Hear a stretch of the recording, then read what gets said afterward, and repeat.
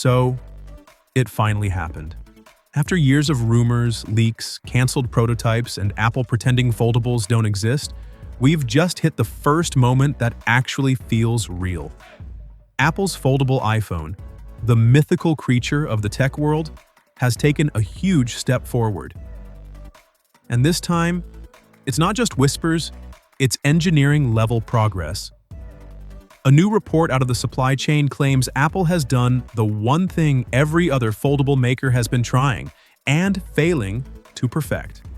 They've apparently figured out how to get rid of the crease completely. As in, you open the display and it looks like a normal screen. No line, no dent, no wrinkle, nothing. And because of that breakthrough, Apple has quietly moved the device into EVT, the engineering validation test phase. And if you know anything about Apple's product pipeline, you'll know that's the point where Apple stops messing around. EVT is where they build near-final, fully functional units, usually around 100 of them, to see if the design holds up in real-world use and whether it can actually be mass-produced at Apple's obsessive quality levels. If a product reaches EVT, it means the company isn't just experimenting anymore. They're preparing. Now, the interesting bit is how they're doing this.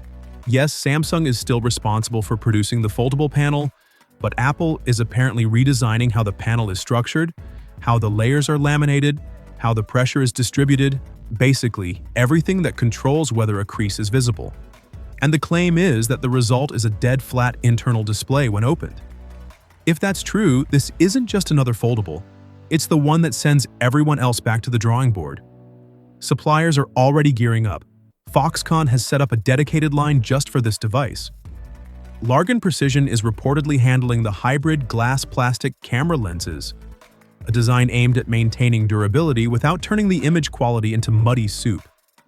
And the hinge, the most complex and expensive part of any foldable, is rumored to be supplied by Shinszu Shing. If Apple's throwing money at a hinge specialist, you know they're serious. But all this fancy engineering comes at a price. According to supply chain analysts who've run the numbers based on Apple's usual margins, the iPhone Fold could come in at around $2,400. Yes, $2,400. The kind of price where your wallet folds before the phone does. If everything stays on track, this device might actually drop next year.